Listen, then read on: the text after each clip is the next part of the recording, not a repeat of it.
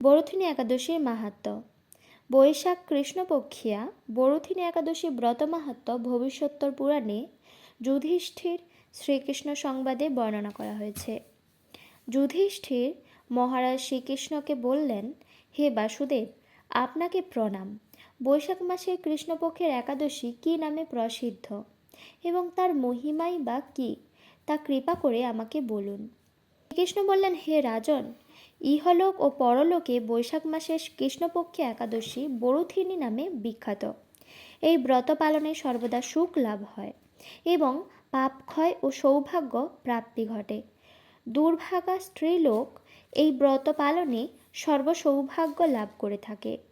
ভক্তি ও মুক্তি প্রদানকারী এই ব্রত সর্বপাপ হরণ এবং গর্ভবাস যন্ত্রণা বিনাশ করে। এই ব্রত প্রভাবে মান্ধাতা, ধুধুম্মার আদি রাজারা দিব্যধাম লাভ করেছেন।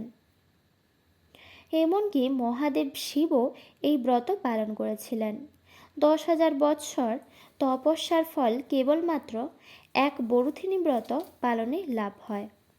যে শ্রদ্ধাবান ব্যক্তি এই ব্রত পালন করেন তিনি ইহলোক ও পরলোকে সমস্ত প্রকার বাঞ্ছিত ফল লাভ করেন। হে নৃপশ্রেষ্ঠ, অর্শদান অপেক্ষায় গজদান শ্রেষ্ঠ।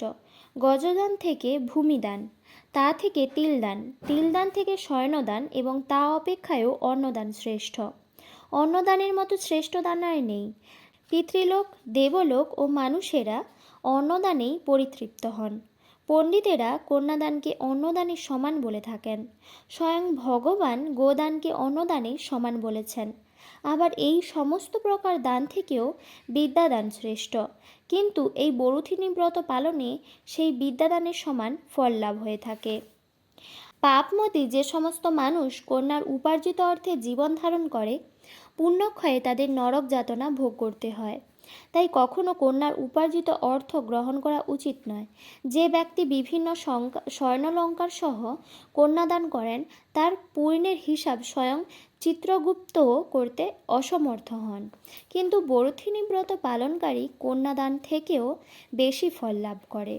ব্রতকারী ব্যক্তি দশমীর দিনে কাঁসার পাত্রে ভোজন, মাংস, মসুর, ছোলা, শাক, মধু, অন্যের প্রদত্ত অন্নগ্রহণ, 2 বার আহার ও মৈথুন পরিত্যাগ করবে। দ্রুত ক্রীড়া, নেশা জাতীয় দ্রব্য, দিবানিদ্রা, পরনিন্দা, পরচর্চা, প্রতারণা, চুরি, হিংসা, মৈথুন, ক্রোধ ও মিথ্যা বাক্য একাদশীর দিনে বর্জনীয়। কাঁসার পাত্রে ভোজন, মাংস, মসুর, মধু, তেল, মিথ্যা ভাষণ, ব্যায়াম, 2 বার আহার ও মৈথুন এসব দ্বাদশীর দিনে পরিত্যাজ্য। হে রাজন, এই বিধি অনুসারে বরুথিনী ব্রত পালনে সকল প্রকার পাপের বিনাশ এবং অক্ষয় গতি লাভ হয়। যিনি হরিবাসরে রাত্রি জাগরণ করে ভগবান জনার্দনের পূজা করেন তিনি সর্বপাপ মুক্ত হয়ে পরম গতি লাভ করেন।